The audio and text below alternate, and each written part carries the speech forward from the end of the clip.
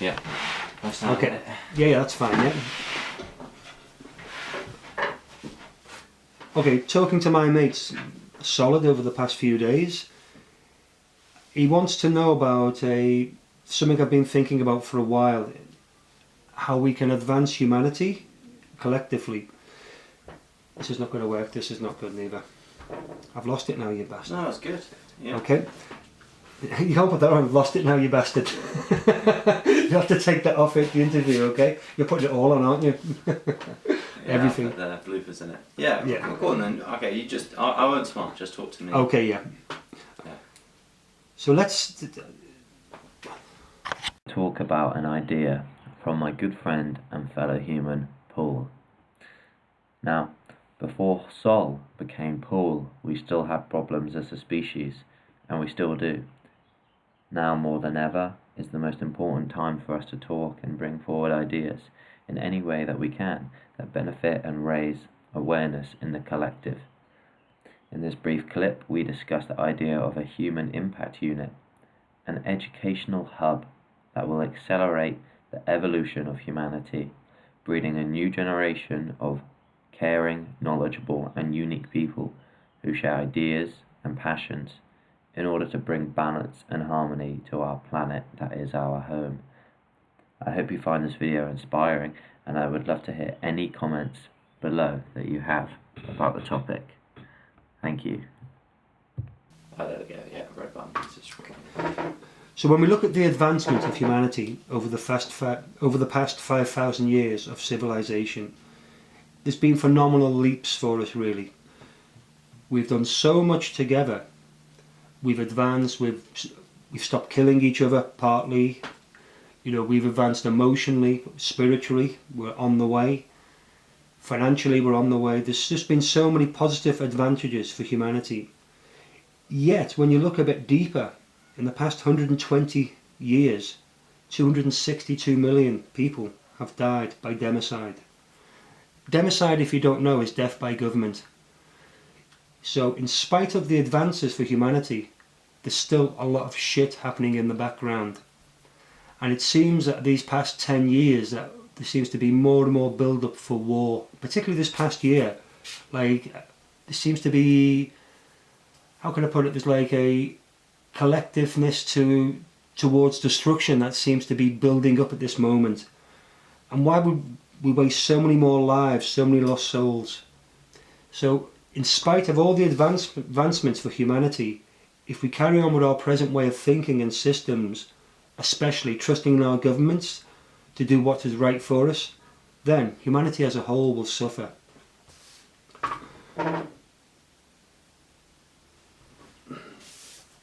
Good. That's really good. So now the next, we have to survive the future, we're going to have to take an evolutionary journey on our journey of humanity. We're going to have to find a system and find a way that we can advance. Now imagine that there is an educational system that could connect humanity. Imagine educated humans caring about each other, caring about their individual impact upon our species and upon our earth. There might just be a system. To give it a name, which everything has to be named, I call it human impact units. And this is a very easy system, very basic system really. It means teaching every child in the world a set of 10 environmental and humanitarian, how can I say, I'm just a carpenter trying to find a solution here. So it's just trying to teach a program with 10 items in there for people. Now 6 of these items would be global. So you imagine that you have a young child who's an Inuit, a young child from Africa, a young child from Australia, from Europe, from America. And every one of these children all learn the same 6 basic items. And that could be anything. You know, the professional educators might be better to do this. So these kids all learn that if they do these 6 items, that they will have a positive human impact unit. That's what this program would be called, human impact units. And 4 of the other units would be localized or endemic to their particular set of problems. For example, Africa will have different problems than the Inuit. Americans will have different problems from Australians, and so on. Now, how this educational system would work would be, you teach the children to finish every week, let's say every week they finish with a positive human impact unit. As simple as picking up a piece of garbage. That's one human impact unit. Helping somebody, an older person, that could be 2 units. The schools and the people could decide themselves what's to be. But like I say, 6 units would be global. So all the children are taught the same 6 units. And 4 units, again to repeat myself, would be localized to local problems. And everybody's goal is to try and finish the week or a month, the time scale can be changed, on a positive human impact unit. And then advance forward 20 years. After 20 years, we're now in the next generation, and you have a group of young people meeting from around the world who've never connected, who've never seen each other. They'd all have one thing in common, apart from probably all speaking English by then as a second or first language. They'd all have a human impact educational system inbuilt in them. And this educational system is like taking mindfulness of the self into a mindfulness of the globe. It's trying to find an educational program that will advance humanity. And on the other side, there can be negative human impact units. So if I throw my garbage, then I have a negative impact on the world. If I throw a stone at a dog, that's a negative. But we would have to work together to find the content of the human impact units. That's it really. It's for humanity to advance, we've got to start putting programs in place. And these programs will not happen overnight. And even for one program to be global and to happen within one generation is quite a tall order. But if we don't start working and trying for something soon, then it's going to be too late. Okay, I've just been talking to Sol, aka Solid.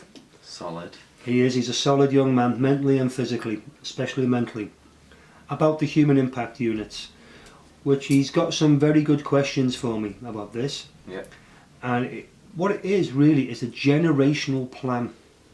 Now, if every child is taught the HIU, how to you affect the environment, they'll be taught 10 items, and 6 of those items will be global and 4 items will be localized. Excuse me. So from year 1 it will be a simple program with more physical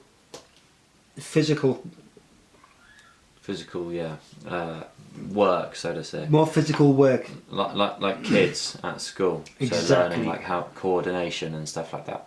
Yep. Applying So- like a foundation. So it could be as simple as, if that culture had say there's a cultural preset of throwing garbage, that may be just to put your garbage in the bin. And that there would give the child a positive human impact unit. Or if the culture's already put them in the bin, it might be to pick somebody else's garbage up. It might be just to help somebody.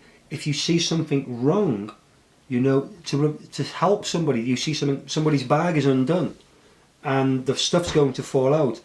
Instead of waiting and laughing like lots of children do, it would be much more beneficial to say to that child, excuse me, but your shoelace is undone, your bag is undone, your books are going to fall out, you've forgotten your rubber, you've forgotten something. That's also a human impact, because you've had a positive impact on somebody else.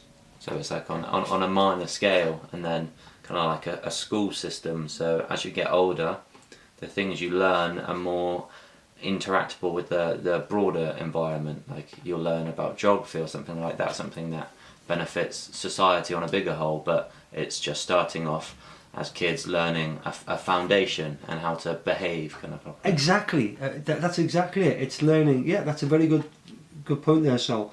It's learning to. That's me. Okay, it's learning how to, or teaching the children how to look after each other. Yet society doesn't really want that sometimes. It might say it, but sometimes society is always about advancing and climbing on each other, especially as humans are now becoming more mental animals with mental domination rather than the physical domination. Yeah.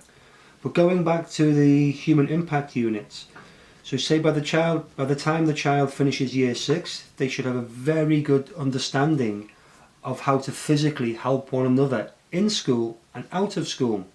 Not making a big drama, it's not making a big show of it. It's actually suppressing the ego and teaching children just to do this quietly and simply. So by year 7, while they're still doing like physical activities like helping people physically, again, they might see a shoelace, they might see somebody's left their keys in the car. It might be simple things like this. There's going to be a more mental aspect to the human impact units, where the children will learn how to mentally think for one another, to think as collectively as a society, as a species. So now they're learning with the intellect how when you have a positive intellect and you think positively, then your actions will become positive and you'll have more help for humanity. And then by year 12, you would hope that after sort of 10 years education is, or 9 years education, that it would be ingrained in the children that they always got to have a human impact on society, on civilization, which is them, us, the world. You've got to work for a better world, not just with words, but with actions and thoughts. And every week they should be trying to finish with a positive human impact unit. You have anything else to say, Sol? Yeah, I think it's very similar to, in a way, to how the education system kind of is, like with the steps. So it's not such a far-fetched idea. It's very simple, and the content can be obviously constructed in a way that's beneficial, made more simple or harder. However, it's a very flexible, impactful idea. It is based on the educational system, and it is simple. It's just that, like I say, I'm just a carpenter and I don't have the words to put it into. I can't make my words sound simple enough, but this is a very simple system. Yeah. And if it was set up globally, it certainly would advance humanity. Yeah. And I guess there's one important point for it. It should be non-profit, and not non-profit in talking, but really non-profit. Once people start to make money out of things, the real cause or the real meaning of it starts to be watered down. Money becomes the paramount. This is not a business making opportunity. This is not something for the capitalists to grab. This is something for humanity, this is. Yeah. Sweet, thank you very much for that. Awesome, brilliant. You're welcome, Sol. Sweet.